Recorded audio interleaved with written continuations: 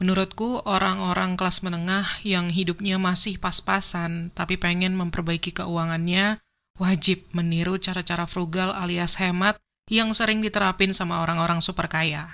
Apa aja tuh? Halo semuanya. Oke, tanpa basa-basi ya, langsung aja kita bahas 10 kebiasaan frugal orang yang kaya raya.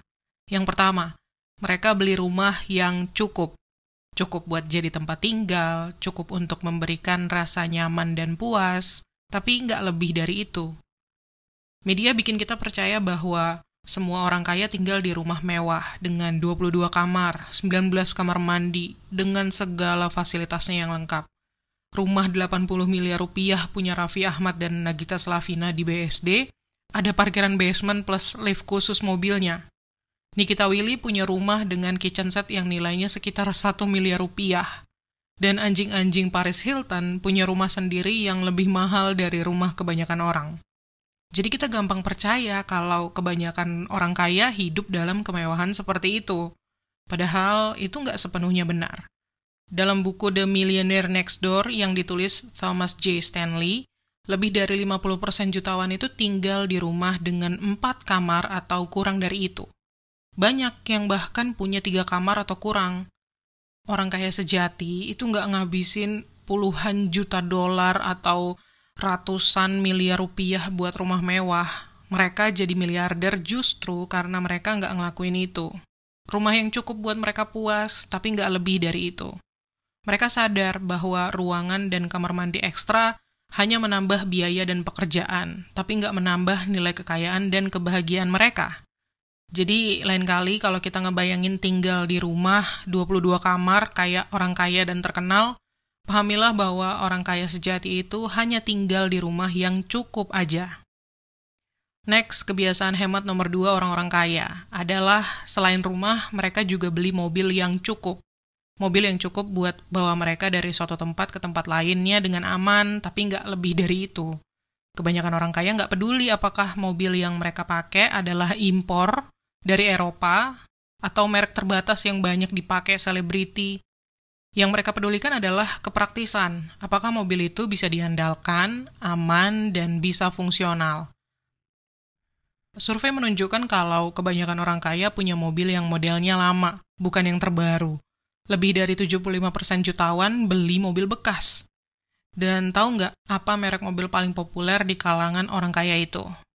Menurut buku lain dari Dr. Thomas, Stop Acting Rich, mobil itu adalah Toyota. Apa yang kalian lihat di garasi tetangga hanya menunjukkan standar hidup mereka, tapi nggak ada hubungannya dengan kekayaan mereka atau kemampuan mereka untuk menghasilkan uang.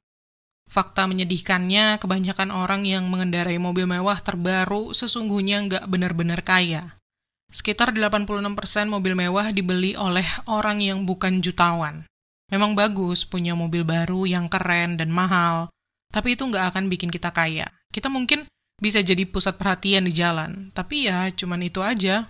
Jadi kalian harus tanya ke diri sendiri, apakah menarik perhatian orang di jalan itu sebanding dengan kebebasan finansial kalian?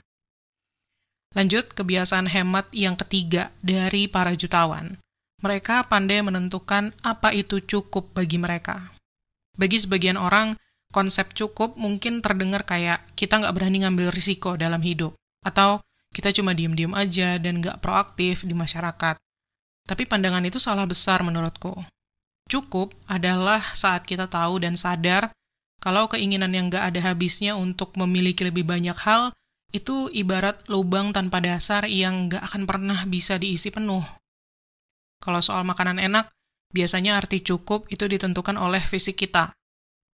Nggak peduli seberapa enaknya makanan itu, ada batasan fisik untuk berapa banyak yang bisa kita makan.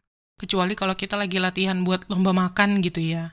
Tapi bahaya uang adalah nggak ada batasan fisik yang bisa menghentikan kita untuk menginginkan lebih dan mengejar lebih banyak. Ini bikin kita berinvestasi di hal-hal yang berisiko, yang nggak kita mengerti, tapi menjanjikan keuntungan besar. Kita jadi menghabiskan energi dan waktu untuk mengejar lebih banyak dengan mengorbankan kesehatan dan mungkin hubungan relasi kita dengan orang lain. Tapi orang kaya yang frugal udah menguasai arti cukup bagi mereka. Mereka bisa menikmati kepuasan memiliki uang dan harta, tapi nggak terobsesi sama hal itu. Next, kebiasaan hemat yang keempat dari orang-orang kaya, yaitu sebelum membeli sesuatu, mereka mencoba produk itu terlebih dahulu, terutama produk yang besar dan mahal. Sederhananya sih, mereka nyewa dulu ya sebelum beli. Jutawan yang frugal emang dari sananya hemat, tapi bukan berarti mereka nggak mengeluarkan uang sama sekali ya buat hal-hal yang penting. Mereka cuma pengen dapat nilai maksimal dari setiap uang yang mereka keluarkan. Dan cara cerdas mereka adalah dengan mencobanya dulu dengan biaya kecil sebelum benar-benar menghabiskan banyak uang. Kita sering lihat ini di barang-barang yang punya harga tinggi, kayak mobil atau rumah.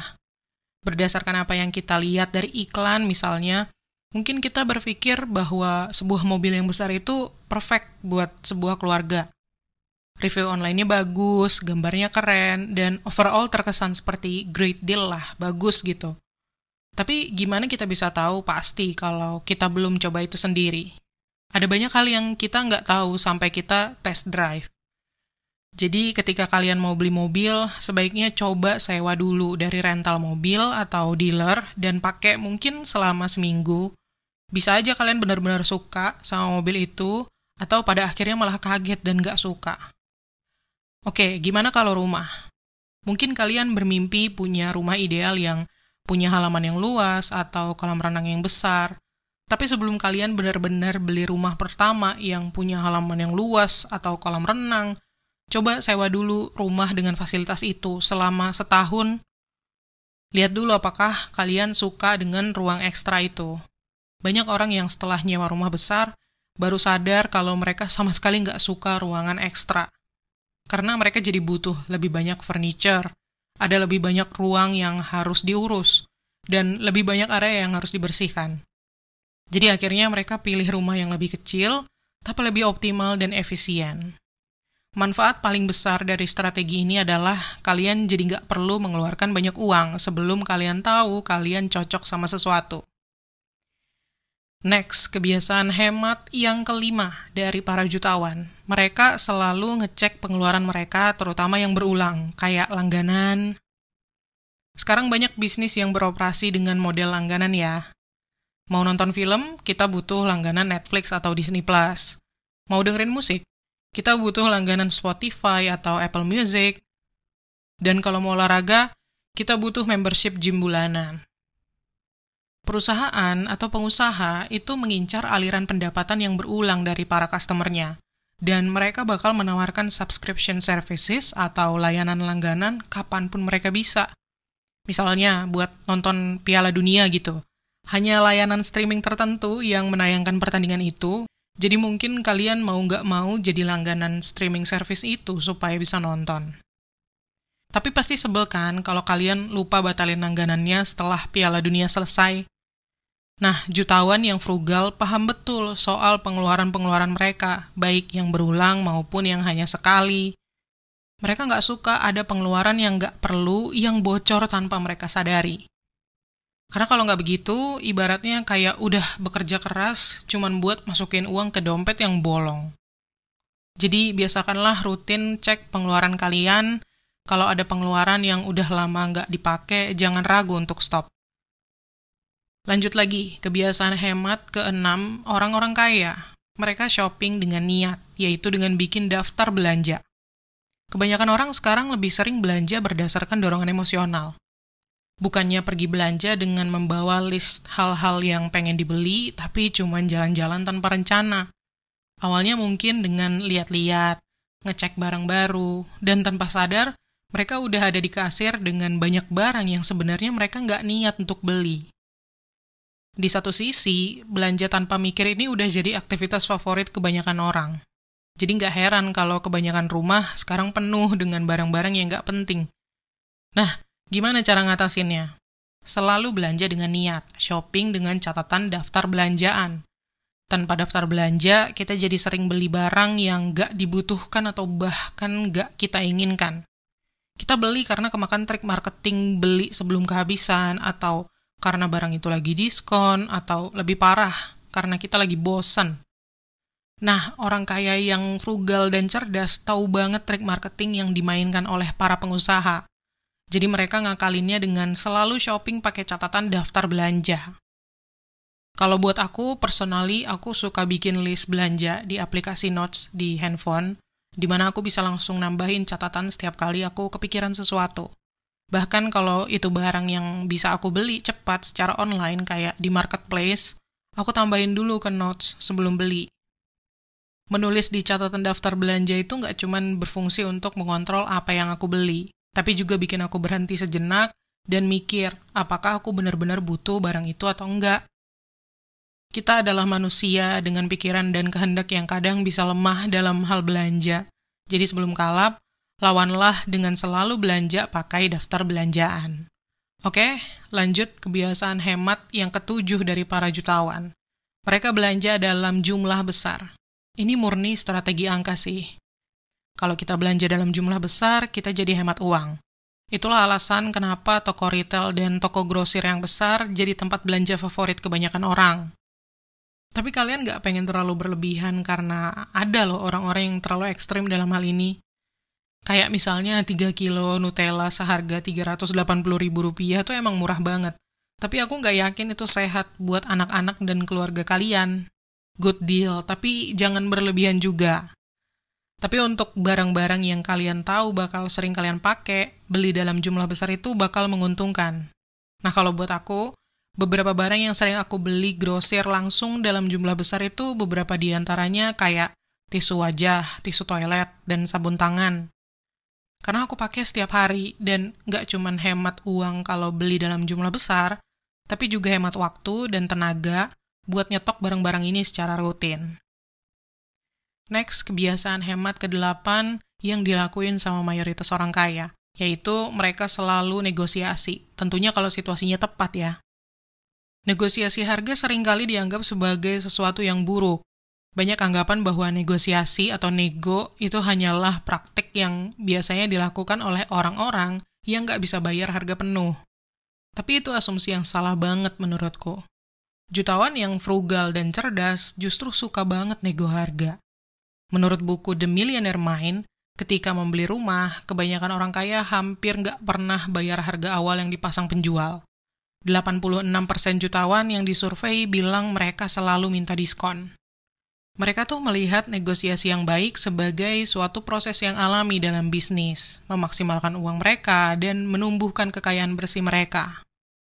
Istilah negosiasi bagus yang bisa kalian pakai adalah BATNA, atau Best Alternative to a Negotiated Agreement.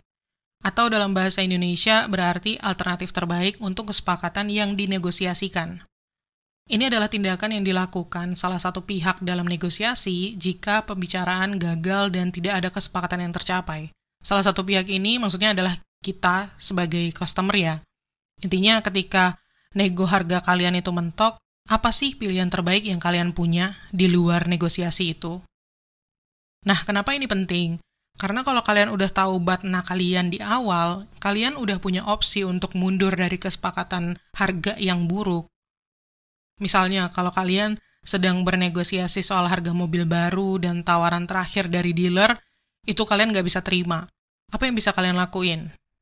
Pilihannya jelas mengecewakan ya. Kalian bisa ambil kesepakatan buruk itu atau pergi dengan tangan kosong. Tapi kalau kalian udah tahu BATNA kalian bisa pergi ke dealer lain yang kalian tahu mereka punya model lain yang kalian suka. BATNA kalian itu ngasih kalian kekuatan bernegosiasi, meskipun kalian nggak mengungkapkannya ya selama negosiasi. Kalian tahu kalian nggak harus ambil kesepakatan harga yang buruk kalau kalian nggak suka. Next, kebiasaan hemat yang ke-9 dari para jutawan adalah mereka selalu mencari diskon. Menurut survei dari The Millionaire Mind, saat mencari rumah, 1 dari 4 jutawan bilang bahwa mereka mencari rumah murah yang berasal dari penyitaan, penyelesaian perceraian, atau penjualan warisan. Dan kecenderungan untuk mencari diskon ini sebenarnya meningkat seiring dengan semakin kayanya seseorang. Di saat 1/4 dari seluruh jutawan berburu diskon, persentase ini meningkat jadi lebih dari 1 dari 3 untuk dekamillionaires, alias orang dengan kekayaan lebih dari $10 juta.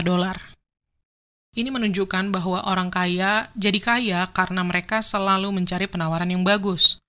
Dan ini bukan soal diskon kayak buy one get one gitu ya, melainkan penawaran serius yang nggak cuman sulit ditemukan, tapi juga benar-benar sulit dijangkau. Siapa coba yang nggak mau beli rumah yang dijual di bawah harga?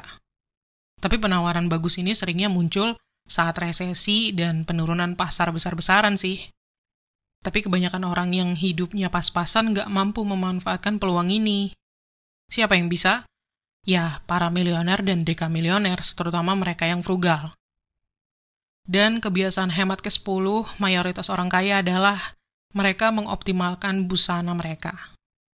Kalian pasti ngeh bahwa banyak orang kaya di dunia yang pakaiannya simple dan terkesan sederhana. Beberapa di antaranya kayak Mark Zuckerberg dan Warren Buffett, begitu juga founder Apple, salah satu brand gadget paling prestisius yang ada saat ini, Steve Jobs. Mereka dikenal sering pakai busana yang itu-itu aja. Mark Zuckerberg dengan kaos abu-abu yang sama. Warren Buffett yang dengan sengaja nggak mau beli setelan jas mahal dari desainer terkenal. Dan Steve Jobs dengan turtleneck hitam, jeans, dan sepatu New Balance-nya. Kenapa mereka punya gaya busana yang sangat sederhana, meskipun udah punya banyak uang? Karena dengan begitu, mereka nggak buang-buang energi untuk hal-hal yang nggak terlalu krusial, seperti memilih baju apa yang harus dipakai hari ini. Soalnya, mereka butuh banyak tenaga untuk pengambilan keputusan yang jauh lebih penting, termasuk terkait pekerjaan dan bisnis mereka. Jujur, aku sendiri juga udah mulai menerapkan cara frugal yang satu ini. Aku beli beberapa pakaian yang modelnya sama, tapi dalam jumlah banyak saat diskon. Tapi buat aku, manfaat terbesar dari ini adalah waktu yang bisa dihemat.